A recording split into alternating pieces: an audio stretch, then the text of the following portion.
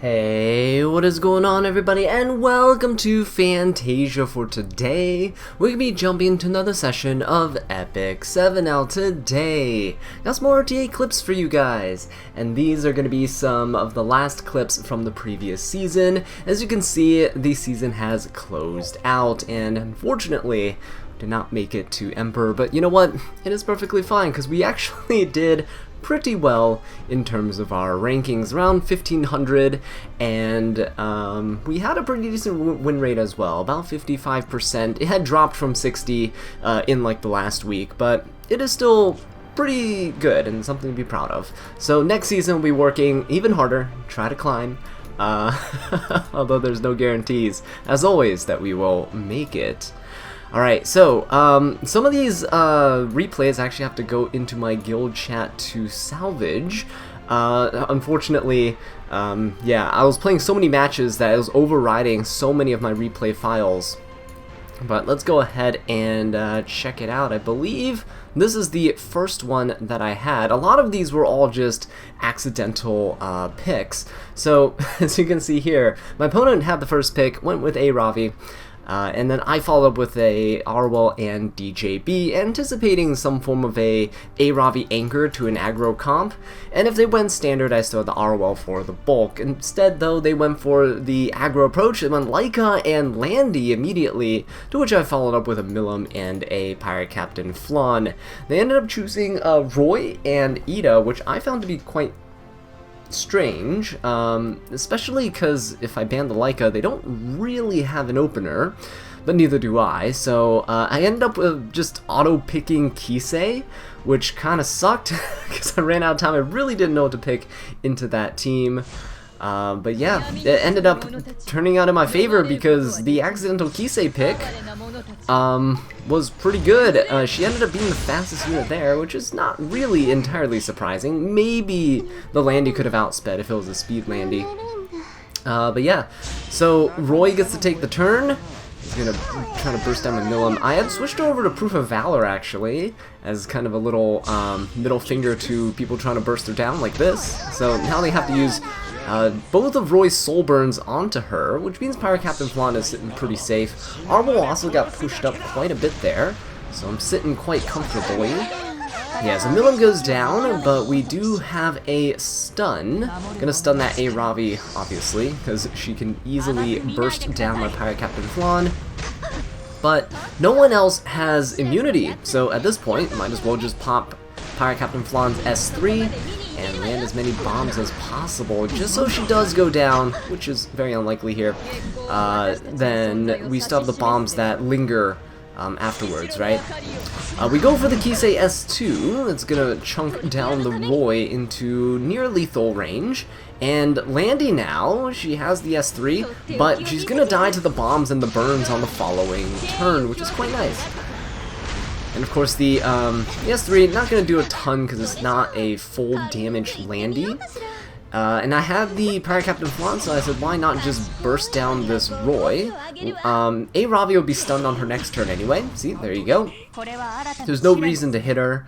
And now we just chip down the Landy a little bit, focus all of our attention onto that Ravi. That soul burn in there. Even with the Proof of Valor, look how much damage we're doing.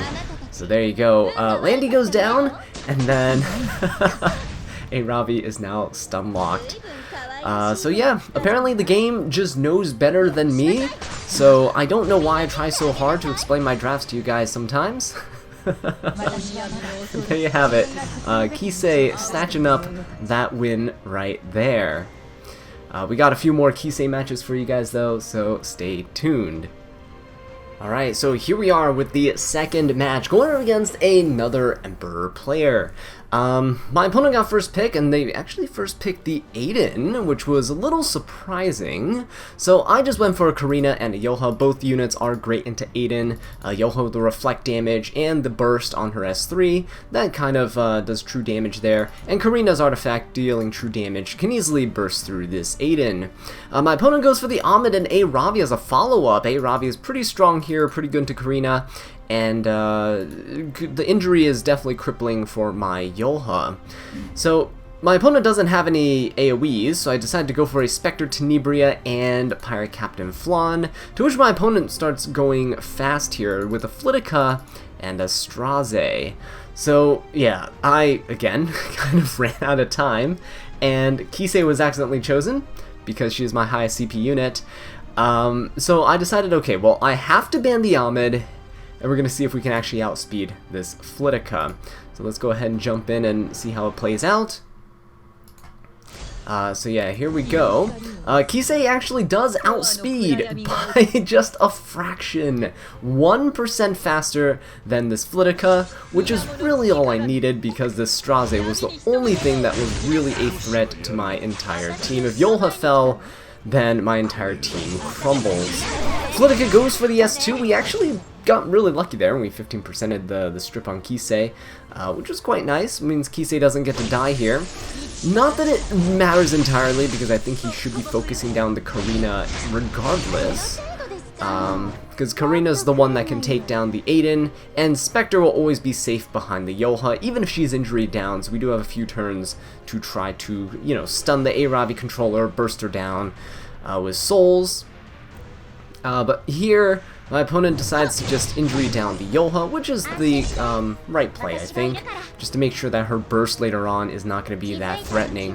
Aiden, though, no attack buff, going straight for the Karina, and we have 10k HP Aiden there, so it's not going to be dealing a ton, as you can see, 6,000 damage. My Spectre gets to take the turn, and we have a couple options. You can S1 into the Aiden to kind of proc her passive so that she can't counterattack the next time you hit her, or you can S3 here into the Ravi to stun her. I decided I'm looking pretty safe. There's no reason to stun the Ravi here, and she still has a skill null anyway, so I'd have to hit her on a subsequent turn. So we go ahead and hit the Aiden, and now with the Yolha we're like, okay, we could try to hit the Aiden, see if we can get some damage in, and we actually do get the provoke, which is not bad. At this point, might as well just rip the Kise. This poor guy's Aiden not dodging at all. So there you go. Kise getting some work done. We're still in stealth, because stealth lasts for 2 turns with Kise's S3. And defense break on the A-Ravi actually doesn't really matter at all, because it only lasts for 1 turn, so it'll be gone here. I think she rips a really, really early S3, because there is no way that he's killing Karina with that. Especially because, you know, we are built with a ton of defense, and we have damage sharing with Yolha. So, unfortunately for my opponent, got a little bit unlucky there, and we definitely lucked out with that Kise auto pick. Alright, we got another Kise match for you guys. As you can see here, my opponent, again, gets a first pick. Aiden first pick was very common as well in like the last week, which was a little surprising to me. But with the Aiden, I decided to go for the Yolha and decided to go for a Destina to kind of tank up a little bit.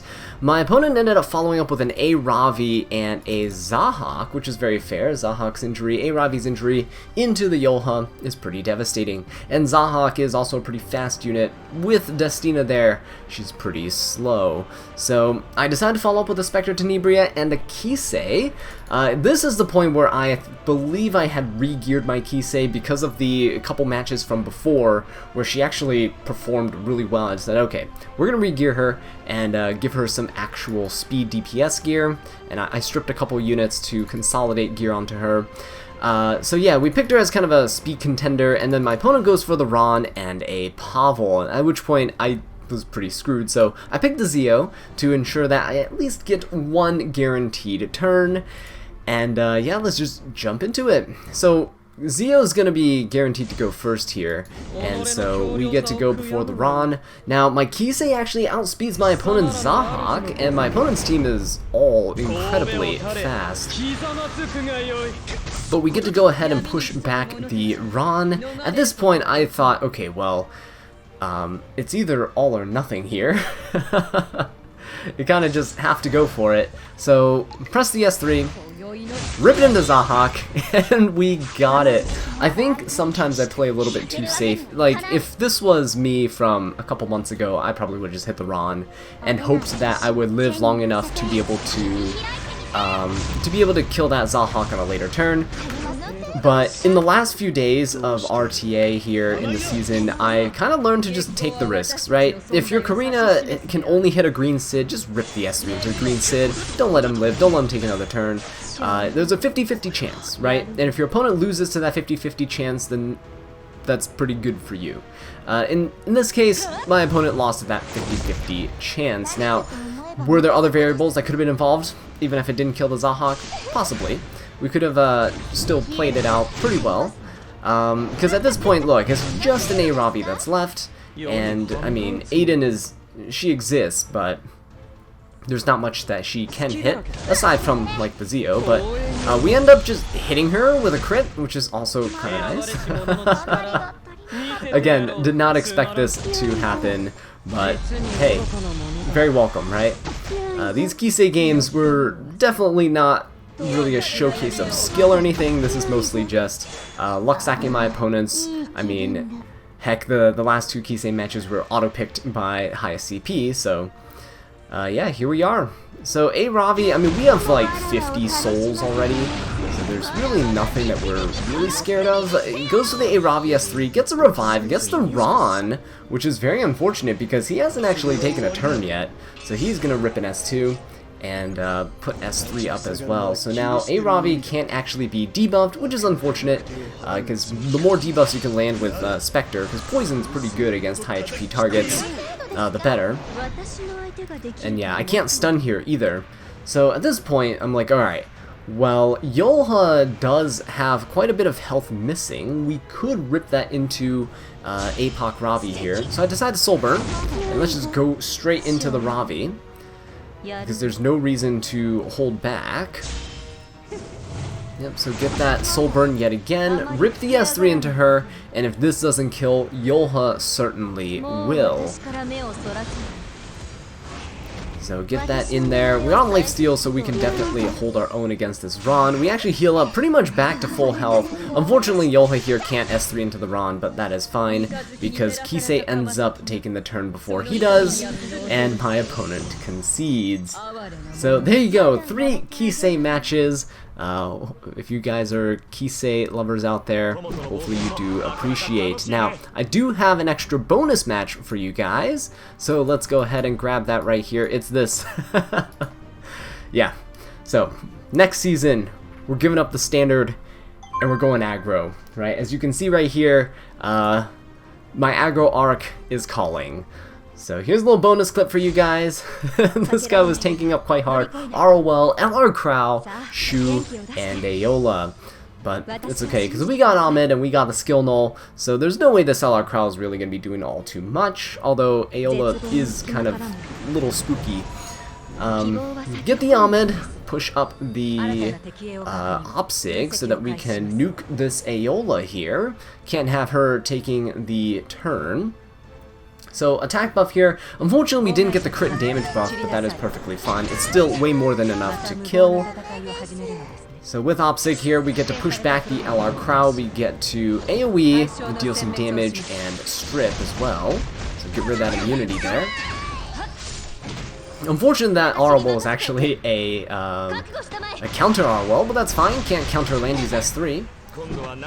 And at this point, decide to just, I mean, there's a little bit of barrier on the LR Crowns, why not? Just go for it. A little bit on the Shu as well. Barrier invert, blind them both, and now we get to push. We're on Guiding Light with Landy, so it doesn't really matter. Arwell can't stun us. And with this push, we get enough tempo to essentially lap my opponent, and all of my units will be taking their second turn before my opponent even takes their first. Look at this, Arwell is the first unit they have that's able to move, and all they can really hit is the Opsig, who's already done all of her skills.